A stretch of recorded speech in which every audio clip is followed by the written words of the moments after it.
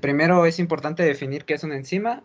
Comprendemos como enzima toda aquella proteína que es capaz de catalizar reacciones químicas en los seres vivos. Em, ok, ok. Antes de empezar a hablar de la clasificación, es importante abordar algo que es la nomenclatura, ya que a partir de esta es donde surge la clasificación. Y a partir de la clasificación surge... ¿Se sigue viendo la presentación? Disculpen, lo que le moví. Sí, se dejó de compartir. ¿Se dejó de compartir? Sí, comparte, Luis, por favor, se dejó de compartir. Ok. Mejor. Ok. Ya. Ya está. Vale. Ok. Es importante hablar de la nomenclatura y de la clasificación al mismo tiempo, ya que de una surge la otra y así. O sea, coexisten entre ambas. La clasificación de las enzimas se hace sobre la base de la reacción catalizada. Esta, junto con los sustratos, forma el nombre completo de la enzima, dando lugar así a tres formas de nombrar a las, ahí me equivoqué, son enzimas no proteínas, lo corrijo. A partir de su clasificación, dichas formas de nombrar las enzimas son en tres sistemas. El primero es el sistemático, que está compuesto por dos partes. La primera, estas partes, al decir primera y segunda, no me refiero al orden, sino a la importancia. En este caso es la reacción catalizada y el segundo, el sustrato o la sustancia a la cual va a trabajar la enzima. Aquí como ejemplo tengo la colina o acetiltransferasa, donde siempre está la relación verde, como pueden ver, es el que da o en el cual eh, actúa la enzima y el aceptor. El segundo es el nombre recomendado o el nombre coloquial, que es un nombre simplificado. En este caso, la colina o acetiltransferasa se convierte solamente en colina acetiltransferasa.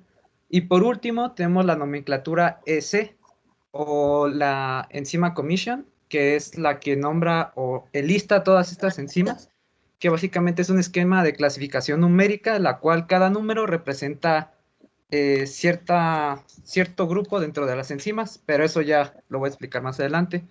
Ok, primero tenemos los principios generales de la clasificación.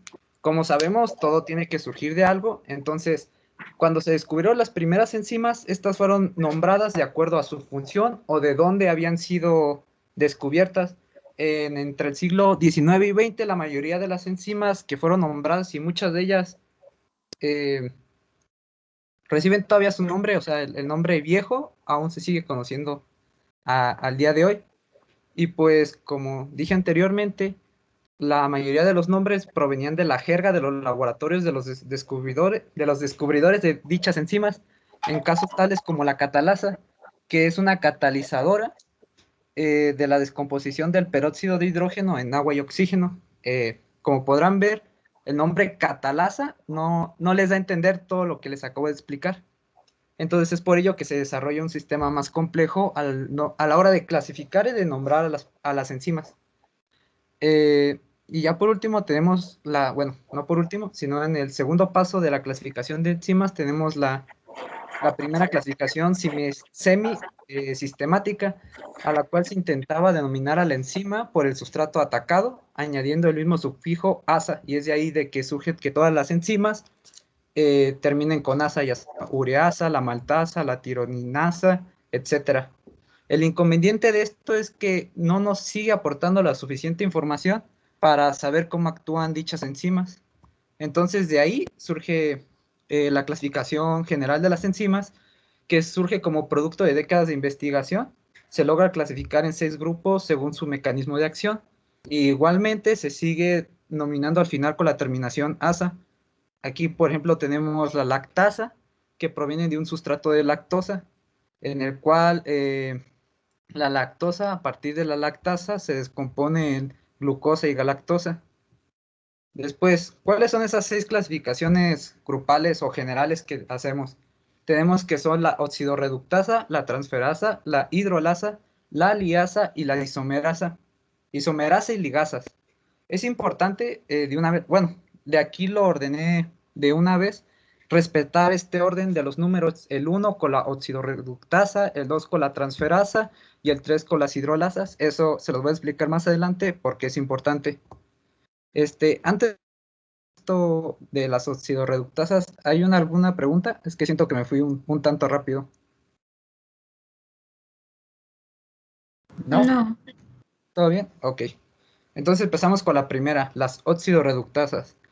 Las oxidorreductasas son enzimas que catalizan reacciones de oxidación-reducción, ya sea en un medio biológico o químico prediseñado. Estos se centran en la transferencia de electrones o átomos de hidrógeno de un dador a un receptor, en este caso vendría siendo de un reductor a un agente oxidante.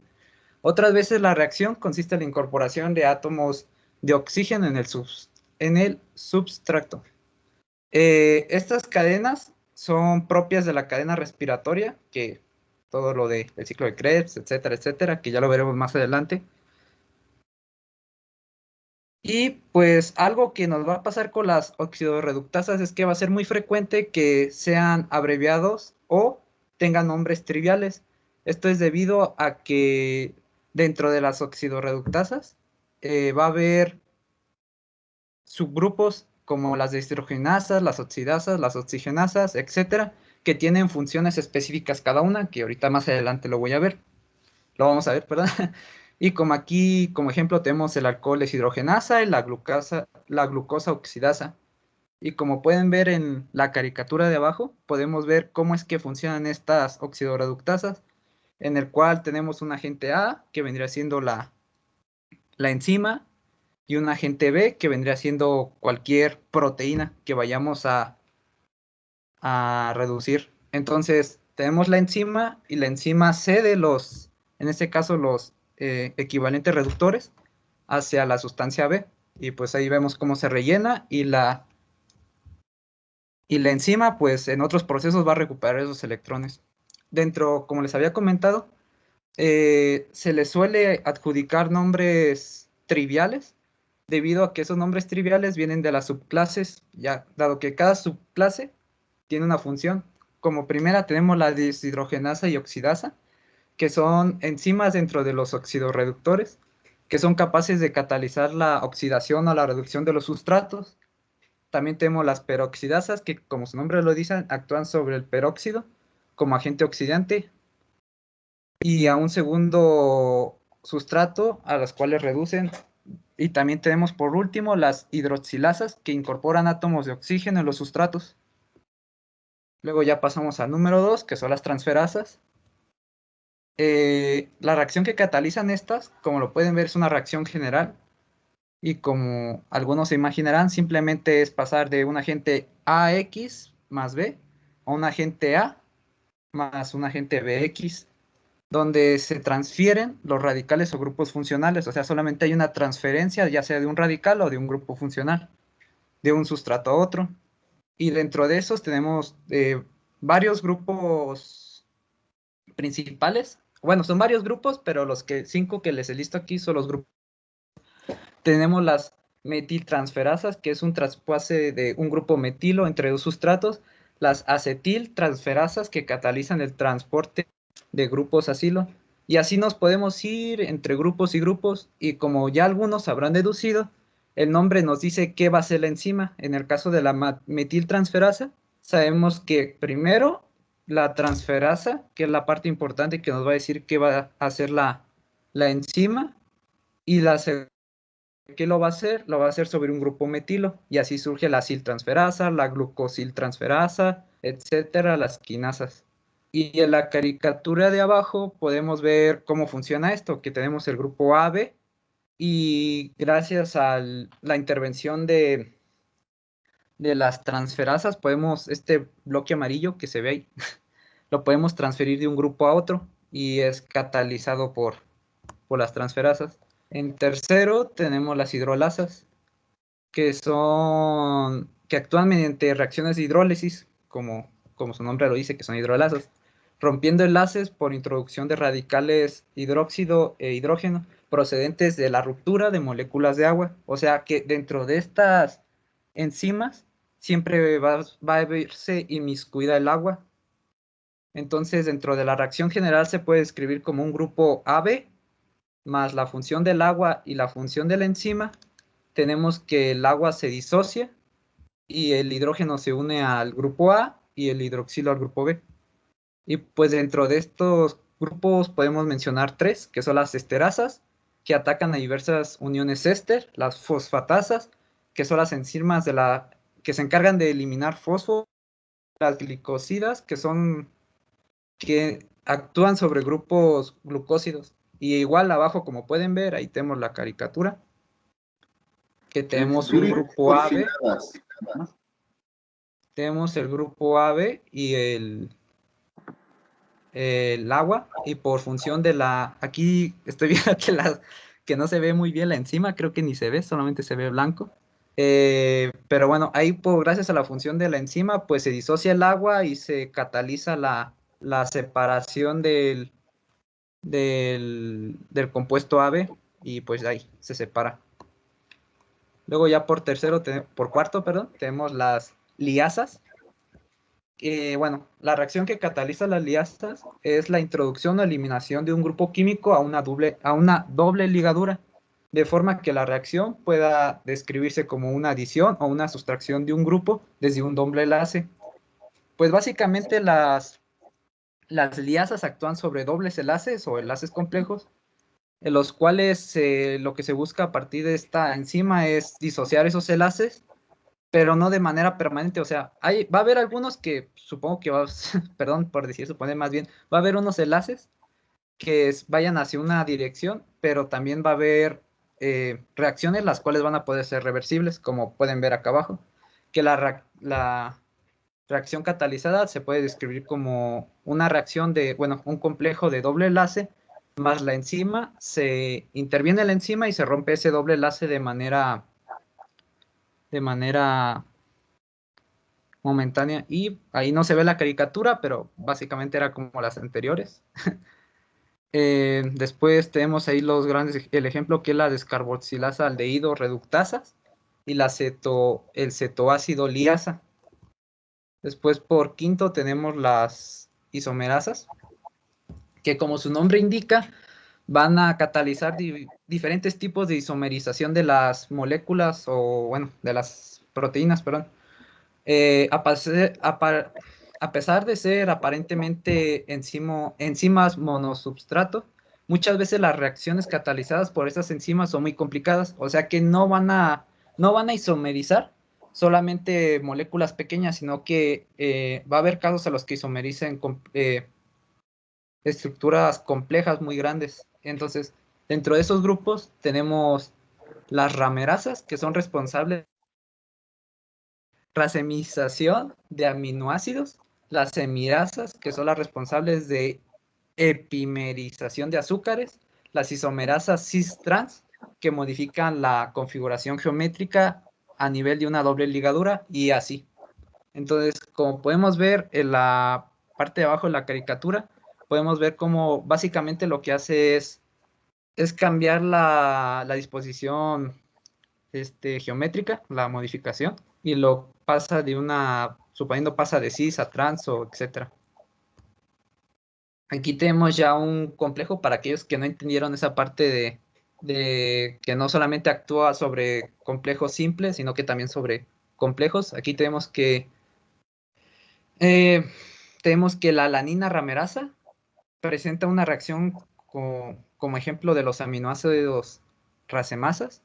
Requiere de una piroxal fosfato como cofactor. Eso se me olvidó decirlo desde el inicio, pero los cofactores son moléculas ya sean metálicas o moléculas orgánicas que ayudan básicamente activan a la enzima o ayudan a que la enzima tenga un proceso más rápido. Y pues como pueden ver, aquí tenemos que de la L-alanina se involucra en este caso la alanina racemasa, y pasa de L-alanina a D-alanina. Y pues ya por último, de los 6 grupos principales tenemos las ligasas, que permite la unión de 2 moléculas simultáneamente a la degradación del ATP u otro enlace químico. ¿Qué quiere decir esto? Que para que esta enzima, esta enzima lleve su proceso, se requiere de una gran cantidad energética y por lo general en sistemas orgánicos pues va a ser proporcionada por el ATP y pues ya en situaciones controladas puede ser por cualquier rompimiento de otro enlace químico. Y pues esto va a hacer que la liberación de energía vaya con conjunción con la enzima, rompa enlaces. Para estas enzimas se utiliza el nombre de sintetasas, en contraposición a las sintasas que vimos anteriormente, que son las liasas, y no requiere la rotura de un enlace rico en energía. La reacción catalizada por la sintetasa suele ser bastante compleja, como ya había mencionado anteriormente, ya que son reacciones generalmente substrato, o sea que tienen tres sustratos trabajando en conjunción. Entonces, lo podemos simplemente simplificar como que une moléculas o radicales mediante la energía proporcionada por la desfosforilación de una molécula de ATP. Claro, esto en moléculas orgánicas. Y pues abajo tenemos ¿cómo se traduciría eso? Que tenemos A más B más ATP. Y tenemos que la enzima hace que el AB se una gracias al rompimiento del ATP que nos va a dar como producto el ADP y un grupo fosfato. Y pues abajo tenemos la caricatura, donde tenemos un grupo, el grupo AB, y en este caso lo presenta como XTP, ya sea ADP, SDP, GDP, UDP o etcétera, en el cual se va a romper el enlace, se va a unir AB y se va a disociar en este caso el XTP, ya sea lo que tengamos, y se va a poner un grupo fosfato. Y esto va a hacer que se ligue a través de enlaces carbono-carbono, carbono-oxígeno, carbono-amino, uy, me adelanté, o carbono-azufre. Entonces, esto ya es un resumen pequeñito, donde podemos decir qué son las oxidorreductasas. Catalizan reducciones de óxido reductor. Las transferasas transfieren grupos activos a otras sustancias receptoras. Las hidrolasas catalizan reacciones de hidrólisis con la consiguiente obtención de monómeros a partir de polímeros, o sea, a partir de una molécula compleja se generan pequeñas moléculas. Tenemos las liasas que catalizan la introducción o la eliminación de un grupo químico, las isomerasas que catalizan diferentes tipos de isomerización, ya sea óptica, geométrica, funcional o de posición, y las ligasas que catalizan la degradación o síntesis de un enlace fuerte mediante el acoplamiento de moléculas de alto valor energético como es el ATP. Y ahora sí, lo que les comenté al principio de que es muy importante conocer la clasificación y la nomenclatura es porque van de la mano. En la actualidad se conocen muchas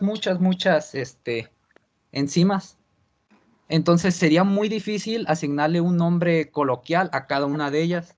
Entonces, por esa razón, la Enzyme Commission se dio a la tarea de diseñar un sistema por el cual podemos nombrar o codificar a dichas enzimas. Y pues esta vendría siendo cómo funciona esa enzima. Aquí tenemos como por ejemplo la enzima 3 S 3.6.1.8. En el cual el S indica la nomenclatura en general. El primer número indica la clase principal, que vendría siendo las que les comenté al inicio, que son los 6 subgrupos, los 6 grupos principales. El segundo número es la subclase. Si recuerdan, cada vez que decía de un grupo, decía diferentes clases o diferentes subgrupos, pues ese es el número que va a ir en la segunda posición. Después de ello ya entramos a un tercer número que es la subclase, que es el grupo sobre el cual actúa el cofactor requerido. Y después de ahí ya entramos al cuarto número, que es el número de orden, o sea, el orden en que fue añadido a la lista. Y pues aquí tenemos las subclases representativas de cada grupo. Como ven, son muchas, inclusive creo que me faltaron muchas más, porque si se dan cuenta, en el primero simplemente dice que hay otros 20 subgrupos después del 1.6, o sea que tenemos 1.26 subgrupos solamente para las enzimas de oxidorreductasas. Entonces, ¿se dejó de transmitir? Hay que compartir de nuevo, Luis. Ok. ¿Se ve todo lo que estoy haciendo? ¿Sí? Ok, lo había guardado por aquí. Ok. Como les dije, el S es básicamente es una clase. Sí se ve la página, ¿verdad? Maximiza nada más tu presentación. No, perdón. Es que abrí una página en internet que era la que les quería mostrar, en la cual se venía la clasificación. O sea, más bien donde venía un índice de cómo se organizan todas estas. A ver, voy a dejar de proyectar. Igual si no se puede, pues ya nomás les paso el link. ¿Ahora sí se ve? Vamos, está cargando. Ahora sí. Ya está. Ok. Este Expasi es uno de los muchos, le podemos decir, índices de registro de enzimas, en el cual nosotros podemos consultar. Como les dije, el primero número que vamos a dar es el grupo principal, el segundo el subgrupo, el tercero el cofactor y el cuarto el número que fue añadido. Aquí simplemente por diversión puse 1, 2, 3, 4. Y el índice te muestra, ahora sí, la descripción de la enzima a decir. En este caso, la descripción del S1234 es la oxalato oxidasa. Y la reacción que cataliza, pues como la pueden ver aquí, que está el oxalato más oxígeno más hidrógeno, nos da dióxido de carbono y peróxido. Y el cofactor, y esto es lo más importante, o bueno, lo más útil que yo le veo a este tipo de índices, no, obviamente supongo que tiene más implicaciones, pero para mí es el cofactor que nos indica sobre qué es lo que necesita dicha enzima para poder catalizar de forma correcta. Y bueno, no sé si haya dudas o comentarios. Este es otro índice, este es de la del Comité Internacional de la Unión de Bioquímica y Biología Molecular. E igual ustedes pueden entrar y pueden consultar y como ven es un ejemplo de lo que les digo, la cantidad gigantesca que hay de enzimas y por lo cual no se les puede dar un nombre coloquial o una nomenclatura fácil a cada una. Y son listas y listas y listas y listas. No sé si hay una duda, compañeros, sugerencias de parte del profesor, cosas que se me hayan pasado. Chicos, ¿dudas primero con ustedes?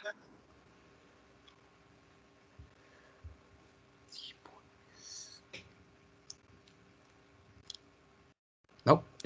¿No? Brenda, Sofía, comentarios, críticas constructivas para Luis. Pues críticas ninguna, expuso muy bien y nos quedó muy en claro su tema. Y pues nada, creo que hay mucho que estudiar porque pues fue mucho para las clasificaciones y pues hay que aprendérnoslas porque ya vimos que es una base, lo que es la enzimología, pues una base muy importante para la bioquímica. Okay. ¿Alguien más que quiere hacer algún comentario? Chicos. Me gustó mucho su presentación, profe. Muy bien bien hecha. Claro, ¿quién expuso? ¿Quién habló? Perdón, Christopher. Okay. Christopher. Muy bien. Sí. Estoy de acuerdo con Christopher, Luis, estuvo bien la presentación, la preparaste muy bien. Sí, así como nos mostraste este link de Expasi, puede haber muchos más que están enfocados a la clasificación de enzimas. La clasificación y nomenclatura está regida por la UPAC en mayúsculas. Lean, por favor, exploren, hay una página especial para la UPAC, es así como se escucha, IUPAC, UPAC. Así como hay links de este tipo, hay links especializados para un solo tipo de enzimas, lipasas, estereasas, etcétera. Entonces, es un mundo de información que existe ya ahorita en el Internet. Difiero con lo que dice Brenda, que hay que aprendérnoslas. No, hay que aprenderse nada más cómo se clasifican los 6 principales grupos y usemos este tipo de herramientas precisamente para conocer y explorar. Es importante saber, sí, de forma general, la nomenclatura en cuanto a la clasificación, pero no aprendernos todos los nombres, no sé quién es, quién habló, no sé, Yo El- a la- eso me refería, o sea, me refería a aprendernos cómo clasificarlas para cuando Ok. las tengamos que usar o nombrar. Ok, perfecto. Entonces ahora sí estamos de acuerdo. Ahora sí compartimos el mismo comentario. Sí, sí, en mi clase yo sugiero no aprendernos todos los ciclos bioquímicos, puesto que los libros los tenemos. O sea, si nos vamos a enfocar, especializar en un ciclo bioquímico, en una ruta metabólica o en una enzima, ahí sí nos tendremos que especializar en esa rama, pero aprenderse de pi a pa, qué molécula se oxida, se reduce en todo el ciclo, no. A mí en lo particular yo no comparto ese criterio. Ya les dije en la primera clase qué es lo que pedimos en una ruta metabólica y lo recordaremos cuando entremos. Ok, muy bien, Luis, me compartes el Power y por favor hácelos llegar a tus compañeros, ya sea, me imagino que tengan algún un grupo, etcétera, ¿Por y dónde se lo los comparto, comparto. profe? ¿Mande? ¿Por dónde se lo comparto a usted? La plataforma, el chat o en correo personal para tomarlo en Ok. consideración. ¿Sí? ¿Y le doy un nombre o solamente le pongo el nombre de la exposición? Tus apellidos y ponle el tema nada más y ya. ¿Vale? Ok, está Ok. bien. Gracias, Luis. Entonces vamos a continuar, por favor, con León Oseguera. Sí, profe. Ustedes me dicen cuando se vea la presentación. Sí.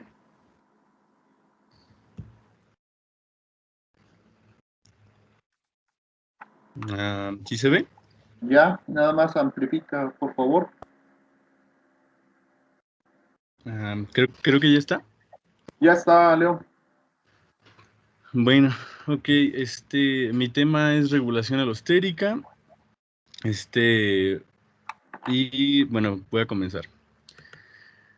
Yo para poder comprender bien este tema, lo que yo empecé por investigar fue los factores que condicionan la actividad enzimática.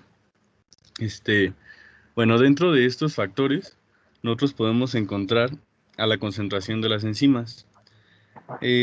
A medida que aumenta una concentración de enzimas, la velocidad de la reacción de la misma enzima también va a aumentar de manera proporcional. Sin embargo, esto solo es así hasta cierta concentración, pues en un momento cuando llega a cierta concentración, la velocidad se hace constante. Bueno, nosotros podemos definir la unidad de actividad enzimática como la letra U, y esta es igual al número, esta se define como la cantidad la actividad que en sí la catalización, no sé si esté bien dicho, que la enzima lleva ya sea por miligramo de proteína o por mililitro de disolución. Bueno, una aplicación que tenemos nosotros a la hora de manejar este tipo de reacciones que se ven afectadas por la concentración de enzimas, pues es determinar las actividades de las enzimas séricas, que se refieren a las enzimas que están en el suero sanguíneo, para el diagnóstico de algunas enfermedades.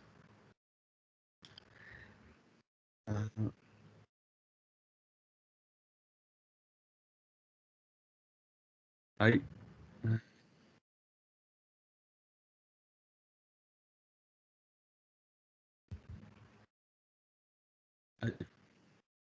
No sé si me escucha. Perdón, profe, es que se me fue el internet. Una disculpa. No te preocupes, te escuchamos. Se desconectó. Está en la diapositiva de concentración de enzimas todavía. Ok, gracias, profe.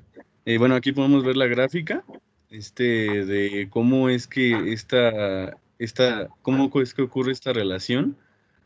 Y bueno, este es uno de los fundamentos de la enzimática, de la cinética enzimática. Bueno, otro factor que puede afectar la actividad enzimática es la concentración de sustrato. Al aumentar nosotros la concentración de un sustrato, también se incrementa la velocidad de la reacción. Esto se debe a que las moléculas del sustrato colisionarán con las moléculas de la enzima, por lo que se formará el producto de manera más rápida. No obstante, si superamos cierta concentración de sustrato, no habrá ningún efecto sobre la velocidad de la reacción, pues estas enzimas ya se encontrarían saturadas y por lo tanto nuestra reacción llegaría a su máxima velocidad. ¿Cómo nosotros es que determinamos la velocidad de una reacción? Bueno, en primera, lo que en realidad nosotros estamos buscando es la velocidad de reacción inicial, que se refiere al momento en el que se combina el sustrato con la enzima. Y esta cataliza la reacción tan rápido como puede para que esta concentración de sustrato, pues, valga la redundancia, entre en la reacción. De modo que si nosotros medimos la cantidad de producto sintetizado por unidad de tiempo, cuando la concentración de producto aumenta de manera lineal, este valor, que es la cantidad de producto o de sustrato, pues nosotros lo estamos midiendo en base al tiempo, al inicio de la reacción. A esto le vamos a llamar nosotros velocidad inicial, nosotros lo podemos ubicar justamente aquí. No sé si está viendo la flecha. A ver, aquí está, justamente aquí. Y nosotros llegamos como les comentaba hace un momento, nosotros llegamos a una meseta en estas gráficas. Bueno, esta meseta se genera porque la enzima ya se encuentra saturada y todas las enzimas ya se encuentran produciendo sustratos. Y por lo tanto, cualquier molécula adicional de sustrato tendrá que esperar hasta que una enzima se desocupe, y la velocidad de la reacción estará limitada por la concentración de la misma enzima como tal. Bueno, esta velocidad máxima de reacción se caracteriza de una enzima por una concentración dada y se conoce, bueno, como velocidad máxima o velocidad media también, que es la velocidad máxima sobre 2. Bueno, otro factor que nosotros tenemos para medir la actividad enzimática, pues es el exceso es la temperatura. A medida que nosotros aumentamos la temperatura, también aumentará la actividad enzimática. Sin embargo, las temperaturas muy altas, como se mencionó en la clase del lunes, las temperaturas muy altas llegan a desnaturalizar las enzimas. Esto significa que el exceso de energía romperá los enlaces que mantienen la estructura, haciendo que estos no funcionen de manera óptima. Bueno, la velocidad de reacción también disminuye a medida que esta energía térmica va desnaturalizando las enzimas. Este efecto se puede observar de manera gráfica, como tenemos aquí, en una curva que tiene forma de una campana. En esta se relaciona la velocidad de reacción con la temperatura. La temperatura a la que se produce la velocidad máxima de reacción se denomina temperatura óptima. Y bueno, la mayoría de las enzimas en el cuerpo humano, por mencionar un ejemplo, tienen una temperatura una temperatura óptima de aproximadamente 37 grados centígrados. En resumen, toda la temperatura que se esté añadiendo a nuestro sistema va a hacer que nuestra velocidad de reacción aumente debido a la energía cinética que te estaba mencionando. Pero el efecto de esta ruptura será cada vez mayor y la velocidad, una vez que existe esta ruptura, la velocidad de reacción pues comenzará a disminuir, como lo vemos aquí. Bueno, otro factor es el pH. Los cambios en la concentración de iones hidrógeno, como lo hemos visto en clases anteriores, influyen considerablemente en la acción de las enzimas. Bueno, estos iones poseen cargas eléctricas y al generar una fuerza de atracción y repulsión en los enlaces de hidrógeno, esta interferencia en esas fuerzas de atracción producirá cambios en la forma de las enzimas, afectando así su actividad. Por ejemplo, aquí nosotros podemos ver en el caso de la pepsina, de la ureasa, de la arginasa, cómo es que al momento de que nosotros llegamos a una cierta concentración de pH, que es esto que tenemos acá abajo, por ejemplo, el caso de la arginasa, ¿no?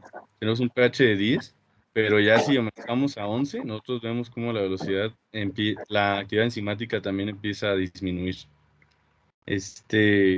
Bueno, cada enzima también tiene un pH óptimo en el que la velocidad de reacción es máxima. Por ejemplo, el pH como nos mencionaba el profesor, el pH intestinal se mide más o menos por 7.5, que es ligeramente básico. Esto dadas las funciones que realiza la enzima. Y, por ejemplo, las enzimas que nosotros tenemos en el estómago tienen un pH óptimo de aproximadamente 2, que es que es también acorde a la función. Bueno, otro factor es la salinidad. Yo investigué un artículo donde donde se hizo una prueba en ciertas plantas, donde nosotros veíamos que la concentración en este caso, cloruro de sodio, iba haciendo que nuestras unidades de miligramos, bueno, aquí dice es de proteínas, pero nosotros las enzimas que estamos tratando aquí se encuentran dentro de las proteínas, pues iba aumentando a manera que nosotros aumentábamos la concentración de sales. Esto se le conoce como estrés salino. Bueno, aquí también menciono que la concentración de sales también puede afectar el potencial iónico y puede interferir en los enlaces que tienen las enzimas. La concentración del producto. Bueno, la acumulación de los productos disminuye la velocidad de la enzima. En algunas enzimas, los productos se combinan con su sitio activo y de esta manera forman un complejo que nosotros ya estuvimos viendo en clases, pero inhiben la actividad enzimática. Por ejemplo, nosotros en los sistemas vivos, este tipo de inhibiciones, este tipo de mecanismos que impiden la actividad enzimática, en los sistemas vivos se previene mediante una eliminación rápida de los productos formados. Esto es que, por ejemplo, si nosotros tenemos lo que nos explicaba el profe de la energía de activación, si nosotros quitamos los productos, pues como vimos en diapositivas pasadas, pues la velocidad también estará aumentando. Sin embargo, con la concentración de los productos, la velocidad disminuye.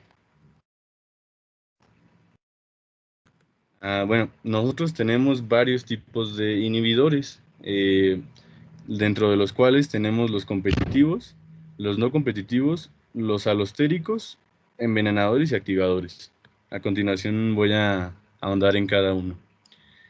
Primero, nosotros tenemos los inhibidores competitivos. Un inhibidor competitivo en sí es un compuesto químico similar al sustrato que puede reaccionar con el sitio activo de la enzima. ¿Cómo funciona esto? Bueno, cuando el sitio activo de una enzima se ha unido al inhibidor competitivo, el sustrato no puede unirse a la enzima, y en un momento dado solo el inhibidor competitivo o el sustrato, o uno u otro, pueden unirse a la enzima, de manera que el inhibidor y el sustrato empiezan a competir por este lugar. Y bueno, la inhibición competitiva también actúa disminuyendo el número de moléculas que la enzima tiene disponibles para unirse al sustrato.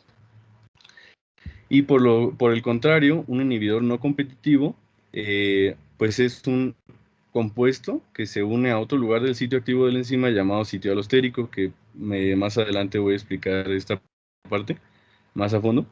Y dice que nosotros la enzima, en estos tipos de inhibidores, la enzima cambia de forma, y una vez que cambia de forma ya no puede unirse fácilmente al sustrato, y en este caso la enzima no podría funcionar de manera correcta. Los inhibidores no competitivos, por el contrario de los competitivos, no impiden que el sustrato se una a la enzima, ya que no afectan la unión del otro. Cuando este inhibidor se une, la enzima no puede catalizar su reacción para producir un producto, y la inhibición competitiva pues no actúa, reduciendo el número de moléculas funcionales que la enzima tiene para realizar esta reacción. Bueno, aquí vemos los procesos que les acabo de mostrar, pero ya descritos de manera gráfica. Aquí tenemos igual en la competitiva, vemos cómo el sustrato está compitiendo con los inhibidores, y en este caso, una vez que el inhibidor se une a la enzima, en este caso a su sitio activo, que es esta como ranura que vemos aquí, vemos que es exactamente la forma de nuestro inhibidor y los demás ya no pueden integrarse. Pero si nosotros vemos en los inhibidores no competitivos, pues vemos cómo hay espacio para que todo este conjunto de compuestos químicos se empiecen a hacer uno solo. Bueno, el tema principal de mi exposición es la inhibición alostérica. En el caso de la inhibición alostérica, nosotros tenemos a nuestro inhibidor que se une de manera reversible a un punto diferente a nuestro centro activo, a diferencia del caso anterior que impidía la unión de la enzima y el sustrato. Y normalmente nuestro inhibidor es el propio producto de la reacción enzimática o el producto final de nuestra cadena de reacciones. Si, por ejemplo, se trata de nuestro producto final, se le denomina retroregulación o también feedback. Es decir, que cuando ya hay suficiente producto final, es este mismo el que se une al sustrato para que en sí no se forme más producto. Nosotros tenemos también a nuestras llamadas enzimas alostéricas. Estas enzimas, conocidas como enzimas alostéricas, regulan el conjunto tienen un conjunto de propiedades que las distinguen. Por ejemplo, estas enzimas incluyen algunos de nuestros reguladores metabólicos, que usualmente tienen varios sitios activos localizados en diferentes subunidades proteicas. Cuando un inhibidor alostérico se une a una enzima, estas cambian ligeramente todos los sitios activos en las unidades proteicas, de manera que estos funcionan menos eficientemente. Tenemos nosotros también, por otro lado, activadores alostéricos, que, bueno, algunos de ellos se unen a una enzima en lugares que no son el sitio activo y causan un aumento en la función enzimática de esta. En un proceso conocido como la cooperatividad, el sustrato mismo puede servir como un activador alostérico, ya que al unirse al sitio activo aumenta la actividad y se considera también regulación alostérica porque el sustrato afecta a los sitios activos que están lejos de su sitio de unión. Algunos activadores enzimáticos, algunos activadores enzimáticos, como mencionaba, se unen a una enzima inactiva y la activan cambiando su estructura. Algunos ejemplos pueden ser ciertos cationes metálicos, como el magnesio, el manganeso, el zinc, el calcio. Y, por ejemplo, también tenemos al caso específico del anión cloruro, que sirve para la enzima amilasa. Nosotros también tenemos a las llamadas coenzimas, que más adelante las voy a describir. Y bueno, las coenzimas son pequeñas moléculas orgánicas que transportan a los grupos químicos entre las diferentes enzimas del organismo, con el fin de que favorezcan la función de las mismas y también pues se les conoce como cosustratos. En sí, las coenzimas son un conjunto de cofactores que son en realidad moléculas orgánicas que están basadas en el carbono. La fuente más común de estas coenzimas pues son las vitaminas en la dieta. Vitaminas, por ejemplo, como la C, que es una coenzima de la proteína colágeno y una parte muy importante de nuestro tejido conectivo. Nosotros también tenemos a los envenenadores, que estos en sí lo que hacen no es muy diferente a los inhibidores que estuvimos viendo en diapositivas anteriores. Estos lo que hacen es que se unen de forma irreversible al centro activo de la enzima, impidiendo que ésta actúe. En este caso, como podemos ver aquí en esta caricatura, el envenenador se une a la enzima y a pesar de que no ocupa todo el espacio que debería pertenecer al sustrato, impide que en sí se dé la catalización. Aquí se describe un poco mejor el proceso que siguen los activadores.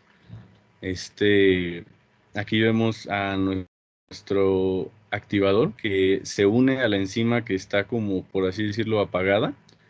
Y nosotros vemos que al momento de que se unen y la activa, el sustrato, la enzima le da su lugar al sustrato. Bueno, un proceso que yo estuve investigando de inhibición alostérica es el llamado inhibición de las vías metabólicas por la retroalimentación. En este proceso, el producto final, que es de una vía metabólica, actúa sobre la enzima clave, que en este caso nuestra enzima clave sería esta que vemos a un principio. Esta regula el proceso a esa vía para evitar que haya una sobreproducción del producto final. Cuando tenemos una poca cantidad de nuestro producto, la enzima no se inhibirá y la vía, por consecuencia, correrá a todo vapor o a máxima velocidad para regenerar estas provisiones. Cuando nosotros tenemos demasiado producto acumulado y no se cumplió esta función anteriormente mencionada, la enzima bloqueará el paso para impedir la producción de un producto nuevo, valga la redundancia, hasta que se haya acabado el que ya se tiene en existencia.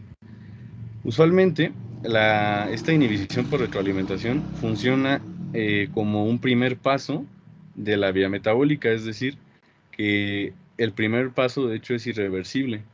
La inhibición también puede afectar varios puntos en la vía, sobre todo si esta tiene muchos puntos de ramificación. Por ejemplo, aquí nosotros tenemos varias uniones de sustratos con sus respectivas enzimas, y frecuentemente los pasos de la vía regulada son catalizados también por las mismas enzimas alostéricas.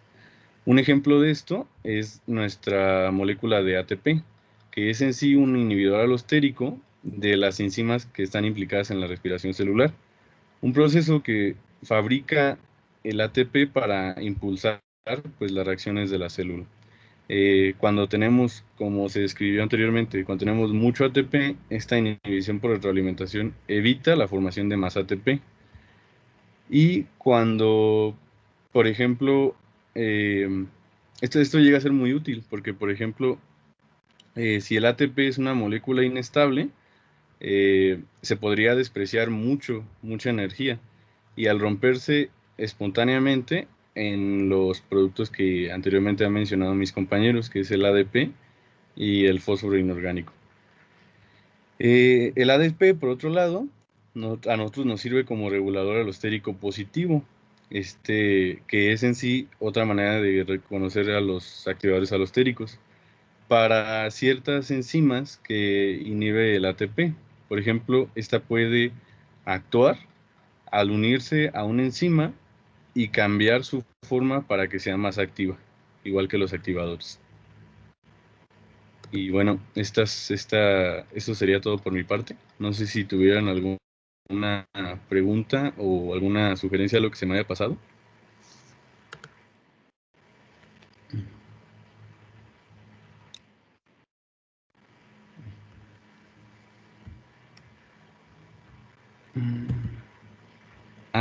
Perdón, profe, no lo escucho. Deja la última animación, por favor, de tu lámina. Claro.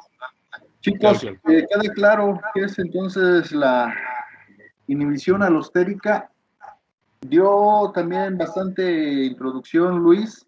De hecho, se metió en algunos temas que no se contemplan en bioquímica, pero pues bueno, no nos hace daño escuchar lo que verán en cinética enzimática biológica, que habla ya de los diferentes tipos de inhibición, habla de las diferentes formas en que se regula una enzima.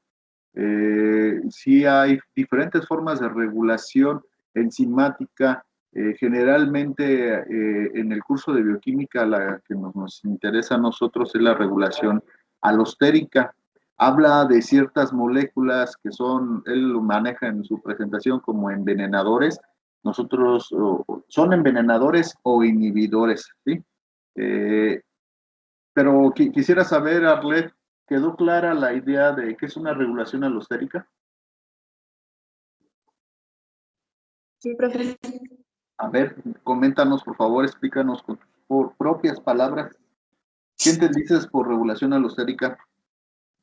Bueno, nos habla sobre que, primero, que lo primero es reversible a un punto diferente al centro. Ah, ya. Perdón, es que hablo sobre muchas cosas y como que de repente me trabé un poco. Pero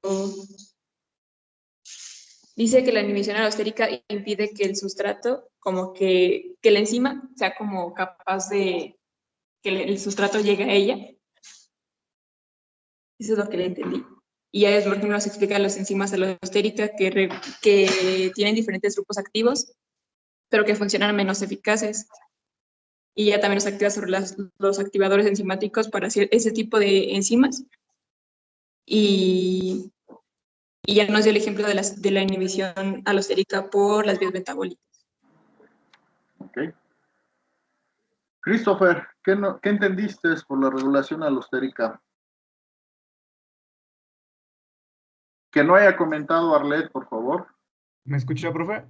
Te escuchamos, te escuchamos, te Así escuchamos. como a grandes rasgos, yo pienso que se entiende como que es un modo de regular enzimas por el que la unión de una molécula cambia la ubicación de la unión de otra molécula. No sé si me explico. Más o menos queda clara la idea. Y por favor, Diane, por ahí andas, Diane.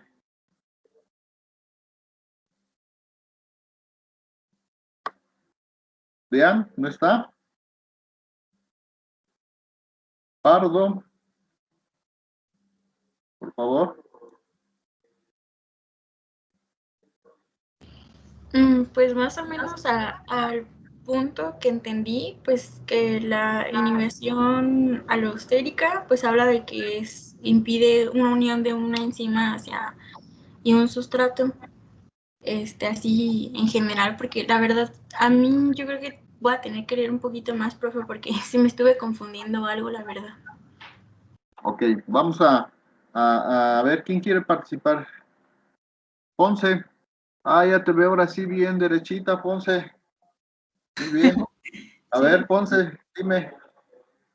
Bueno, y pues yo también, o sea, como que al principio me confundí, pero entendí que la regulación alostérica, es un proceso pues, de regulación, de la actividad enzimática a través pues, de un efecto de retroalimentación, ya sea positiva o negativa, pero pues también siento que tengo que leer más porque me quedaron como varias cosas que no entendí muy bien. Ok.